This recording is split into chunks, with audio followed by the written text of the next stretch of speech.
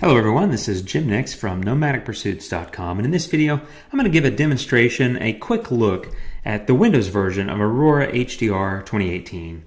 Once you open it and load your brackets into Aurora, as I have in this with this photo, you've got menus across the top with icons that allow you to scroll in. Here's a before and after that'll give you the ability to compare.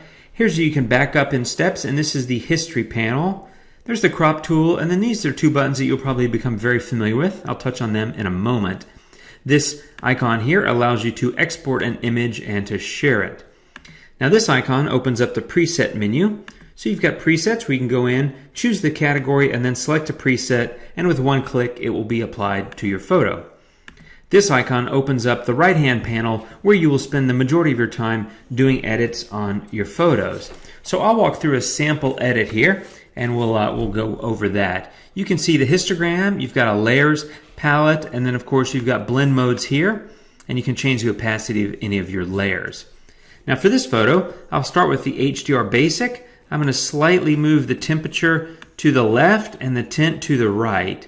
This is a lovely sunset along the Oregon coast, and I'd just like to bring it back to looking as vibrant as it did the day that I shot it. I'm also going to increase the exposure a little bit. That's a little too much. Something more like that. And add a little bit of contrast to the photo. So I think that ought to do. HDR Enhance is a new slider, and it basically replaces clarity. If you're familiar with the previous version on the Mac, it essentially enhances details and textures in a photo. So I'm bringing it up slightly here, but I don't want to create too much of a detailed image because it's a soft, gentle looking sort of colorful sunset. Smart Tone allows you to intelligently lift the tones in an image. When you drag it to the right, which I'm doing here, it will brighten the spots that are kind of dark, but it won't brighten the ones that are already bright. So it's really intelligent in that regard. And I'm going to lift the shadows a little bit as well, and I think that'll cover that. Here in the color menu, you can adjust saturation and vibrance. So I'm going to adjust the vibrance a little bit just to give it a little punch of color. And now you've got additional menu items down the right-hand side with structure and denoise. Image Radiance looks really good on this type of photo where you can drag that to give it sort of a romantic glow.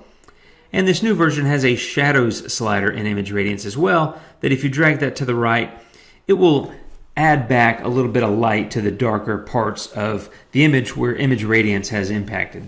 So it's a great way to add a little bit of a glow to your photo. You've got a polarizing filter, which, as the name will imply, will darken the lighter parts of the image, such as the sky. You can see that there. Now with any of these filters, you can click that semicircular icon to reset it to 0, or you can click the eyeball to turn off that adjustment to see what it looked like before, and there it is after. So it's a great way to get a before and after look at your photos. Dodge and Burn is a new filter, and it's a great one. It allows you to just add darkness or lighter parts to an image. So all you do is click Start Painting, and you choose Lighten or Darken, and you set your strength to the appropriate amount. Let's say I'm going to go to about 20, let's say 25. And then I'm going to come over here to I am in Lighten, and all I'm going to do is lighten some of this area so that the shadows are not quite as intense in some parts of the foreground. So just something like that. Not any major moves, just a little bit to demonstrate the tool, and click Done when you're finished. Once again, I can turn off that. You can see where it's a little bit darker, and now that I've lightened some sections of it, it's a little bit brighter. Now here's the history panel. It allows you to look through and see all the different things that you've done on a photo, and you can turn that off. And then here's the before and after. That's comparing to the center exposure from the bracket set, but you can see that with the merging of the 3 frames and all of the edits that we've made, that you're getting a nice complete image. And that's a quick tour of Aurora HDR 2018 in Windows. I hope that it helps, and if you have any questions, let us know. Thanks again for watching, and we'll see you next time.